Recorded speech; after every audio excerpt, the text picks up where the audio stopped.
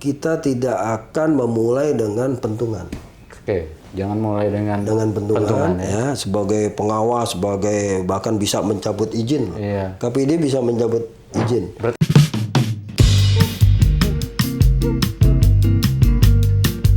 Assalamualaikum warahmatullahi wabarakatuh. Salam sehat Sobat Warta Kota dan Tribuners. Berjumpa lagi bersama kami, Dodi Hasanuddin, dalam program wawancara eksklusif. Hari ini kita bersama dengan Ketua KPID DKI Jakarta, abang kita Ahmad Sule. Assalamualaikum Bang, sehat? Waalaikumsalam, sehat. Wah. Ya. Sobat Warta Kota, KPID itu adalah Komisi Penyiaran Indonesia DKI Jakarta. Nah, abang kita nih Ahmad Sule ini baru dilantik bersama 7 komisioner lainnya pada tanggal 17 Desember 2025. Begitu ya, Bang? Betul, betul. Yang melantik bukan sembarang orang. Gubernur DKI Jakarta, abang kita Abang Pramono Anung. Begitu ya, Bang? Betul, betul. Punya kesan-kesan nggak tuh pada saat pelantikan? Ya, pasti punya kesan karena ditunggu begitu lama kan. Iya. Prosesnya lumayan, hampir 1 tahun, ya kan. Sehingga dinamika itu kita menjadi challenge bagi kita. Bagaimana kita menunjukkan KPID ke depan ini harus betul-betul menjadi pengawal moral warga Jakarta. Udah ngomong kayak gini udah keren. Kita tunggu kinerjanya nih. Siap. Ya. Sobat Warta Kota, abang kita nih, Abang Ahmad Sule ini mungkin belum banyak yang tahu ya. Nah, kita tanya nih, beliau nih siapa nih ya, sosok sebenar Ahmad Sule. Bang, abang asal mana, Bang? Saya asal, kalau dibilang Betawi asli. Wah, pas banget dong. Iya. Aneh ente. Karena kedua orang tua dan kakek dari kedua orang tua itu memang asli Jakarta. Asli Jakarta ya? Ya. Boleh tahu Jakartanya di mana? Anak Jaksel kita. Oh, Jaksel ya? Jaksel. Anak tongkrongan juga nih. Mampang Perapatan. Oh iya. Kalau zaman dulu tuh waktu 98 rame tuh. Ya. Mampang Perapatan tuh. Betul. Hijau semua ya. Hijau semua. Helikopter turun di situ. Turun gitu. Ya. Bang, bisa diceritain nggak bagaimana perjalanan abang dari mungkin sebelum jadi ketua hingga menjadi ketua? Ya, betul. Jadi berawal memang saya menjadi tenaga ahli di DPRD DKI Jakarta sejak 2013 sampai kemarin terakhir 2025. Nah, komisi dan kebetulan ditugaskan menjadi tenaga ahli komisi. Tenaga ahli komisi. Komisi A. Komisi, wah bagian keren dong. Betul, yang dimana mitra kerjanya pemerintahan, termasuk Dinas Kominfo.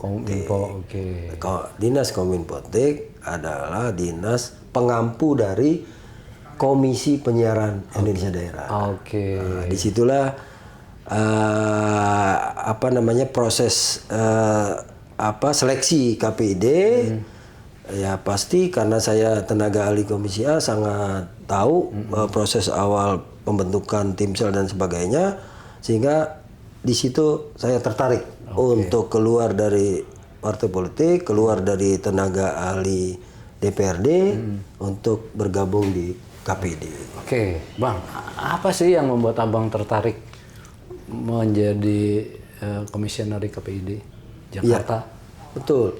Jadi ya kebetulan satu-satunya yang di status gitu kan, status calon anggota KPID satu-satunya status yang melekat di saya justru ditulis aktivis. Keren dong. Yang lain kan ini saya juga bingung tuh.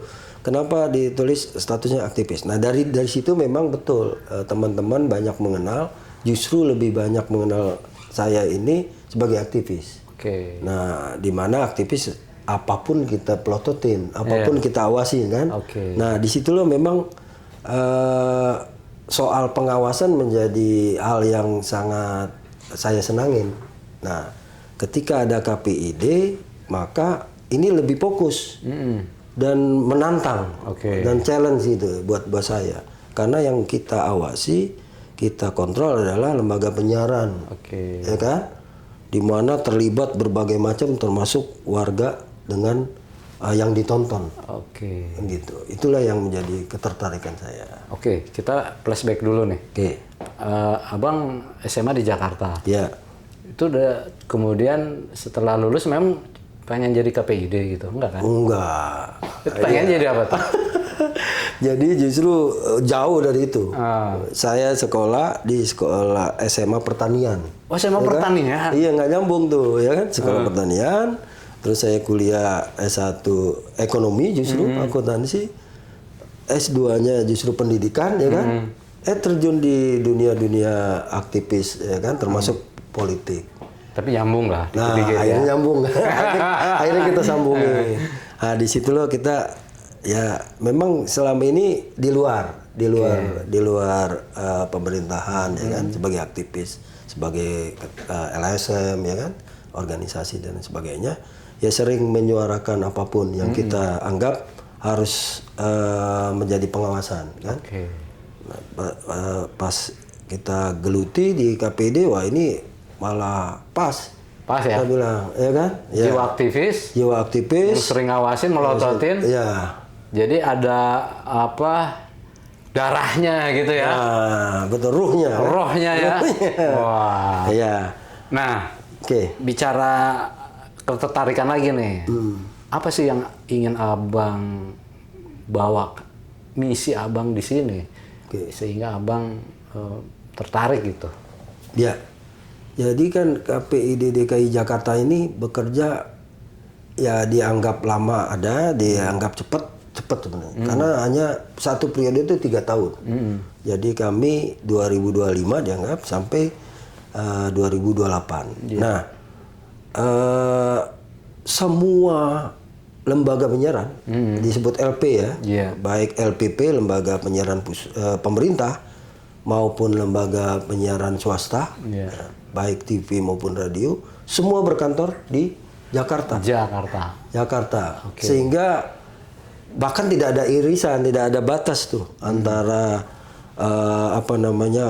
persoalan lokal, interlokal, antar daerah, ya kan, nasional, internasional pun pasti terjadi dinamikanya di Jakarta. Oke. Soal apapun. Nah, Karena kotanya dulu ibu kota negara ya. ibu kota negara, Iya. apalagi kan gitu. Sampai sekarang juga belum keluar tuh Iya. tentang perpindahan ibu kota. Nah, sehingga itulah yang menyebabkan justru tidak ada kata lain, kehadiran KPID itu harus betul-betul dirasakan. Oke. KPID Jakarta ya. Iya. Karena tadi persoalan apapun harusnya segala macam ruang penyiaran itu karena beredarnya di Jakarta, maka kehadiran KPID sangat dibutuhkan, sangat dirasakan. Oh, itu ya. Ya, komitmen kita betul-betul bukan hanya hadir, tapi betul-betul menjadi bagian yang tidak terpisahkan dari kehidupan masyarakat. Oke. Saya pikir begini loh Bang, mungkin ada trigger yang membuat Abang ingin membawa dunia penyiaran menjadi lebih sehat di lapangan. Ada nggak yang memicu Abang? Oh iya, Misalnya ketika, wah, ini anak-anak kebanyakan nonton TV yang nggak bener nih, jadi perilakunya berubah gitu. betul. Ya, itu kan tuntunannya jelas dari Undang-Undang Penyiaran, ya kan, dari peraturan KPI bahwa TV dan radio ya, lembaga penyiaran itu bukan hanya fokus ke hiburan, Iya. tetapi di situ ditugaskan oleh aturan, oleh undang-undang, TV dan radio atau lembaga penyiaran harus menciptakan edukasi, Oke. ya kan, edukasi pendidikan dan pembangunan karakter, nggak main-main. Jadi justru di situ TV itu kalau hanya monoton pada justru menciptakan kerusakan, itulah KPID harus hadir di situ. Betul. Karena sudah keluar dari jalur. Tapi Abang menemukan itu ya di masyarakat ya? Oh iya, pasti. Kan kita lihatlah banyak hal, apalagi sekarang bergesernya, Iya. ya kan, tontonan dan pendengaran atau yang diharapkan oleh masyarakat sudah bergeser dari TV radio ke sosmed kan gitu ya. Nah, di situ jelas kok. Beberapa hal, beberapa masyarakat kewalahan, ya kan? Baik dia sebagai orang tua, baik sebagai tokoh masyarakat dan sebagainya, dalam menyelaraskan kehidupan bermasyarakat, berbangsa dan bernegara gitu. Ya, remaja dan sebagainya udah bergeser, bahkan ya banyak hal di mana kan kita harus telusuri kenapa pembentukan karakter menjadi yang barbar itu misalnya kan udah barbar ya kan, gara-gara diambil HP-nya, ditusuk ibunya dan sebagainya. Nah, inilah yang bagian bagaimana KPID masuk bukan hanya membawa pentungan untuk yang melanggar itu dipentung, tetapi bagaimana kita bersama menciptakan ekosistem. Ya kan, ekosistem menciptakan ruang penyiaran yang sehat. Nah, gitu. Jadi Sobat Warta Kota, abang kita nih, Bang Sulhi, menemukan fenomena di masyarakat yang memang cukup miris gitu ya. Betul, betul. Terjadinya, terutama di generasi muda, terjadinya perubahan-perubahan karakter yang ke arah lebih negatif gitu ya. Betul. Sehingga secara hati nurani abang kita ini ingin mengubah itu. Ya, betul, betul. Jadi punya misi yang mulia nih. Bukan keramik mulia. Bukan keramik mulia. Bang, ya. Gimana dukungan dari keluarga untuk abang terjun ke KPID ini? Ya, ini menurut kami ya, di keluarga bukan hal baru. Jadi memang dari awal kita sudah beraktivitas di berbagai macam ya. Saya kebetulan ya, hampir lupa lah itu berapa organisasi yang kita ikut ya, baik organisasi ya semuanya sih sosial semua, bukan benefit gitu kan. Jadi udah terbiasa. Kalau ketika saya memutuskan untuk menjadi komisioner KPID, maka dukungan justru awal itu datang dari keluarga. Dari keluarga ya. Ya. Maju terus. Pantang mundur. Zikirnya kuat ya. Zikir harus kuat. Keren. Ya. Jadi memang keluarga memberikan dukungan penuh agar abang bisa menjalankan visi yang sesuai hati nurani abang gitu ya. Betul. Ya. Oke, Bang. Apa yang membuat mungkin nanti pesan untuk masyarakat Indonesia atau terutama khususnya masyarakat Jakarta tentang dampak dari penyiaran gitu.